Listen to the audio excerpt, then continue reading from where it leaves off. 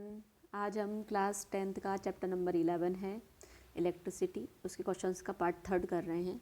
ठीक है, तो मैंने आपको बुक का भी फ़ोटो दे रखा है जिससे आपको इजी रहेगा कि हम कौन सा पार्ट सॉल्व कर रहे हैं। तो क्वेश्चन नंबर 14 है हमारे पास में। क्वेश्चन नंबर 14 क्या है? Compare the power used in 2 ओम। ठीक है, तो हमारे पास में दो केसेस गिवन है, this one and this one. तो इसमें हमारे पास में जो 2 ओम है, इनमें हमको पावर बताना है कि कितना पावर यूज़ हो रहा है, और हमको बता रखा है कि इसमें कंडीशन क्या क्या दे रखी है। फर्स्ट केस में 6 वोल्ट का बैटरी है, और इसमें 1 ओम और 2 ओम किस में जुड़े हुए हैं, सीरीज़ में ऐड है। ठीक है, और इसमें सेकंड केस में 4 वोल्ट का बैटरी है, और जो रजिस्टर्स है 12 ओम और 2 ओम रजिस्टर, वो किस में जुड़े हुए हैं, पैरेलल में। ठीक है, तो मैं आपको थोड़ा सा एक हिंट दे रही हूँ, आप यहाँ पर थोड़ा सा सॉल्व करें। उससे पहले आप इस चीज़ का ध्यान रखिएगा कि अगर सीरीज़ में है हमारे पास में, ये हमारे पास में सीरीज़ है, तो यहाँ पर R1 और ये R2, तो यहाँ से हम टोटल R निकालते हैं तो कैसे निकालते हैं, R1 + R2, ये आपको याद होगा। ठीक है, यहाँ पर I क्या रहेगा, सेम, और V क्या रहेगा हमारे पास में, डिफरेंट। ठीक है, डिफरेंट।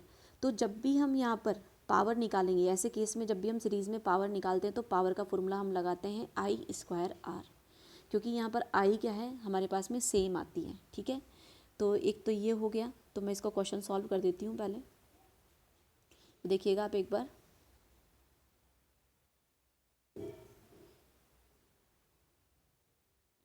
तो हमारे पास में है, तो पोटेंशियल डिफरेंस कितना है, 6 वोल्ट का। तो ये सीरीज़ में जुड़ा हुआ है, तो कितना हो जाएगा, टोटल रेजिस्टेंस 3 ओम।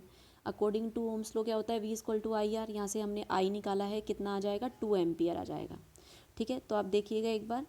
तो ये क्या बोल रहा है, this current will flow through each component of the circuit because there is no division of current in series circuits, hence current flowing through the 2 ohm resistor in 2 ampere. तो फिर इसके basis पे पावर का जो formula आ जाएगा वो क्या आ जाएगा, P=I²R। तो यहाँ से हमने I का वैल्यू रख दिया, R का वैल्यू रख दिया, जो कि हमको 2 ओम रजिस्टर में से निकालना था, और कितना आ गया इसका वैल्यू, 8 वोट आ गया। ठीक है, सेकंड केस में हमको क्या बोल रहा है, सेकंड केस में हमको ये कह रहा है कि हमारे पास में जो रजिस्टर्स जुड़े हुए हैं वो पैरेलल जुड़े हुए हैं। तो पैरेलल में ऐड कर रही हूँ, थोड़ा सा आप देखिएगा। ठीक है, ये R1 है और ये R2 है। ठीक है, तो यहाँ से हम 1/R निकालते हैं तो क्या होता है, 1/R1 + 1/R2। ठीक है, यहाँ पर I का वैल्यू क्या होता है, डिफरेंट, और V का वैल्यू क्या होता है, सेम। तो ऐसे केस में जब भी हम किसी रजिस्टर में से पावर का मतलब पावर को निकालते हैं, कैलकुलेट करते हैं, तो उस बेसिस पे हमारे पास में जो फॉर्मूला रहेगा P क्या हो जाएगा, V²/R, क्योंकि यहाँ पर V क्या होता है, सेम होता है। ठीक है, तो देखिए अब यहाँ पर हमको I निकालने का ज़रूरत नहीं पड़ेगा। तो देखिए आप, पोटेंशियल डिफरेंस कितना है, V=4 वोल्ट। तो यहाँ पर 12 वोल्ट और 2 ohm resistors are connected in parallel. तो the voltage across each component of a parallel circuit remains the same, hence the voltage across 2 ohm resistors will be 4 voltage. ठीक है, तो हमारे पास में क्या हो जाएगा, P=V²/R। तो 4²/2, तो यहाँ पर कितना आ जाएगा, 8 वोट आ जाएगा। तो दोनों जो रजिस्टर है, दोनों केसेस में 2 ओम वाले, वहाँ पर दोनों में ही जो पावर रहेगा वो कितना रहेगा हमारे पास में, 8, कितना रहेगा, 8 वॉट रहेगा। नेक्स्ट क्वेश्चन हमारे पास में, नेक्स्ट क्वेश्चन क्या है हमारे पास में, 2 लैम्प्स गिवन है। एक पर एक कितने रेटेड है, पावर कितना है, 100 वॉट है, और 220 वोल्ट गिवन है, और दूसरा क्या है, 60 वॉट है, और 220 वोल्ट दिया हुआ है। Are connected in parallel. ये कैसे कनेक्टेड है, पैरेलल कनेक्टेड है। ठीक है, पैरेलल कनेक्टेड है तो क्या हो जाएगा, I डिफरेंट और V सेम रहेगा। ठीक है, तो what current is drawn from the line if the supply voltage कितनी है, 220 वोल्ट है। ठीक है, तो हमको I1 और I2 कैलकुलेट करना है।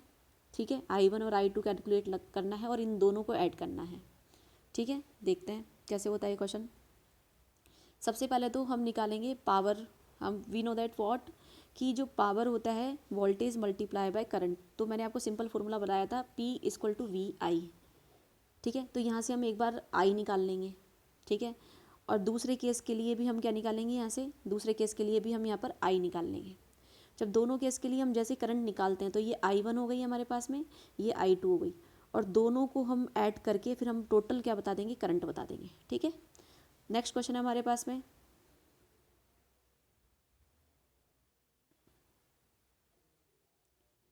नेक्स्ट क्वेश्चन है विच यूजेज मोर एनर्जी, ठीक है, कि कौन ज़्यादा एनर्जी यूज़ कर रहा है, कि 250 वॉट का टीवी है वो 1 घंटे के लिए, 1 आवर के लिए चला, और 1200 वॉट का जो टोस्टर है वो 10 मिनट्स के लिए चला, तो दोनों में से कौन एनर्जी ज़्यादा यूज़ कर रहा है। तो हमको पता है एनर्जी कंजप्शन के बेसिस पे कि H इक्वल टू क्या होता है, PT, या आप और भी फॉर्मूले बता सकते हैं। H इक्वल टू क्या होता है हमारे पास में, VIT, या आप और भी बता सकते हैं, यहाँ पर क्या बता सकते हैं, V²RT, या आप और भी बता सकते हैं I²RT। ये इसके फॉर्मूलाज आते हैं, ठीक है। तो पावर क्या है, P है, पावर क्या है हमारे पास में, P है, टाइम कितना दे रखा है, T दे रखा है, ठीक है। यहाँ पर फॉर्मूले के बेसिस पे तो हमको देखो पावर दे रखा है, टाइम दे रखा है, तो हम दोनों में क्या निकालेंगे, पावर।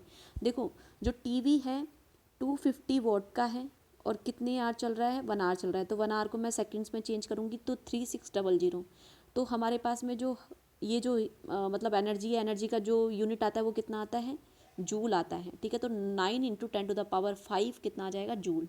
और सेकंड में टोस्टर में क्या हो रहा है कि 1200 का तो वॉट का तो पावर है, और मल्टीप्लाई बाय टी कितना है, 600 क्या सेकंड, 10 मिनट्स को मैं किस में चेंज कर रही हूँ, 10 × 60 कितना हो जाएगा हमारे पास में, 600, ठीक है। तो इस बेसिस पे कितना आ जाएगा, 7.2 × 10⁵। तो इस बेसिस पे हमारे पास में टीवी ने ज़्यादा एनर्जी क्या करी, कंज्यूम करी। नेक्स्ट हमारे पास में question number 17, a electric heater of resistance कितना है, 8 ओम ड्रोज, ठीक है, 15 ampere from the service mains 2 hours, calculate the rate at which heat is develop in the heater, ठीक है। हमको रेट कैलकुलेट करनी है हीट की, ठीक है। तो हीट की रेट को ही हम क्या बोलते हैं, पावर बोलते हैं, ठीक है। तो हमारे पास में क्या आ जाएगा, P = IR, तो हमारे पास में 15 एम्पियर आई गिवन है, R हमको 8 ओम गिवन है, तो हम फॉर्मूला पुट करते हैं तो हमारे पास में क्या हो जाएगा, P = 15 का स्क्वायर मल्टीप्लाई बाय 8, तो कितना आ जाएगा, 1800 जूल पर सेकेंड, ठीक है। तो ये हमारे पास में आंसर हो जाएगा इसका। तो जो हीट प्रोड्यूस होगी, ठीक है, हीटर पे, तो किस रेट पे होगी, 1800 जूल पर सेकेंड, तो रेट पूछ रहा है तो डिवाइड बाई T, ठीक है। तो पावर क्या हो जाएगा इसके बेसिस पे, पावर का फॉर्मूला क्या होता है, I²R, तो पावर को हम किससे भी लिख सकते हैं, जूल पर सेकेंड से भी लिख सकते हैं। नेक्स्ट क्वेश्चन हमारे पास में, why is the tungsten used almost exclusively for filament of electric lamps, कि हम टंगस्टन को ही क्यों यूज़ करते हैं, क्योंकि टंगस्टन का जो मेल्टिंग पॉइंट होता है वो बहुत ज़्यादा होता है, तो कितना ही हीट डेवलप हो जाए वो उसका जो तार है वो टूटता नहीं है, कोई अगर और कोई कंडीशंस नहीं लग रही हो तो, ठीक है। The melting point and resistivity of the tungsten are very high, it does not burn readily at a high temperature, the electric lamps glow at very high temperatures, ठीक है। hence tungsten is mainly used as heating element of electric bulbs, इसलिए इसका melting point और resistivity बहुत high होती है, इसलिए हम टंगस्टन को इलेक्ट्रिक लैम्प्स में या बल्ब्स में यूज़ करते हैं, ठीक है। नेक्स्ट क्वेश्चन हमारे पास में, क्वेश्चन क्या है हमारे पास में, why are the conductors of electric heating devices such as bread toasters and electric irons made of alloy rather than the pure metal, क्यों कि हम जो ब्रेड टोस्टर्स है या जो इलेक्ट्रिक आयरन्स है या जो भी हीटिंग डिवाइसेस हैं उनमें हम अलॉयज़ को यूज़ क्यों करते हैं प्योर मेटल के कंपैरिजन में, क्योंकि प्योर मेटल का जो मेल्टिंग पॉइंट होता है वो क्या होता है, कम होता है, और जो अलॉयज़ होता है, अलॉयज़ क्या होता है, मिक्सचर ऑफ मेटल्स, ठीक है। तो उसका जो मेल्टिंग पॉइंट होता है वो क्या होता है, ज़्यादा होता है, तो अगर हीट जा रही है उसमें तो क्या होगा, तो जल्दी से कौन सा मेल्ट नहीं हो, ठीक है, तो वही हम यूज़ करेंगे, ठीक है। तो हम अलॉयज़ को यूज़ करते हैं इसीलिए क्योंकि उसका मेल्टिंग पॉइंट क्या होता है, ज़्यादा होता है। The conductors of electric heater devices such as bread toasters and electric irons are made up of alloy because resistivity of an alloy is more than that of metals, it produces large amount of heat, ठीक है। तो इसकी resistivity ज़्यादा होती है, resistance ज़्यादा होता है, रेजिस्टेंस ज़्यादा होगा तो क्या होगा, हीट अच्छी डेवलप होगी, अगर हीट डेवलप होगी तो हमारे जो अप्लाइंसेस है वो अच्छे से काम करेंगे। नेक्स्ट क्वेश्चन है हमारे पास इसमें, इसका सी पॉइंट है क्या, why is a series arrangement not used for domestic circuits. ये बहुत अच्छा क्वेश्चन है, ठीक है, कि डोमेस्टिक सर्किट्स में जो हम यूज़ करते हैं वो सीरीज़ पैटर्न यूज़ क्यों नहीं करते, क्यों हमारे पास में इलेक्ट्रिक अप्लाइंसेस जुड़े हुए होते हैं, वो सीरीज़ पैटर्न में क्यों नहीं जुड़े हुए होते। फर्स्ट ऑफ ऑल, अगर हम एक को स्विच ऑफ करेंगे तो सारे स्विच ऑफ हो जाएंगी, और अगर एक ख़राब हो गया तो सारों में प्रॉब्लम्स हो सकता है, ठीक है। इसके अलावा जो आई होती है वो सब में सेम होती है, जबकि आई का रिक्वायरमेंट नहीं होता सेम हो या नहीं हो, ठीक है। और सेकंड बात ये है कि वोल्टेज सब में अलग अलग हो जाएगा, तो इसलिए हम सीरीज़ पैटर्न यूज़ नहीं करते। हम जो हमारे जो डोमेस्टिक अप्लाइंसेस या डोमेस्टिक जो सर्किट होती है उसमें हम पैरेलल कॉम्बिनेशन यूज़ करते हैं, ठीक है। इसका आंसर ये रहा। There is voltage division in series circuit, ठीक है। तो सीरीज़ में क्या होता है, वोल्टेज अलग अलग हो जाता है। तो each component of series circuit receives A small voltage for a large supply voltage. अब जो हमारे पास में इलेक्ट्रिक अप्लाइंसेस होते हैं उसमें वोल्टेज अच्छा चाहिए होता है, ठीक है। तो अगर सीरीज़ कॉम्बिनेशन में हम लगा रहे हैं तो वोल्टेज का डिवीज़न हो जाता है, तो सबको क्या मिलेगा, थोड़ा थोड़ा सा वोल्टेज मिलेगा। As a result the amount of current decreases, ठीक है। इसके बेसिस पे जो करंट क्या होगी वो कम होगी, and the device becomes hot, तो जो डिवाइस है, ठीक है, तो उसमें क्या होगा, कम जाएगा। तो इसलिए जो सीरीज़ अरेंजमेंट है उसको हम डोमेस्टिक सर्किट्स में यूज़ नहीं करते हैं। नेक्स्ट क्वेश्चन है, सिंपल क्वेश्चन है, आप देखिएगा कि how does the resistance of a wire very with its cross section, area of cross section. अब जो रेजिस्टेंस हम जानते हैं आर इज इक्वल टू क्या होता है, R is proportional to the 1/A। तो ठीक है, जो resistance of a wire is inversely proportional to its area of cross section, तो R is proportional to 1/A, ठीक है। इस तरीके से वैरी करता है।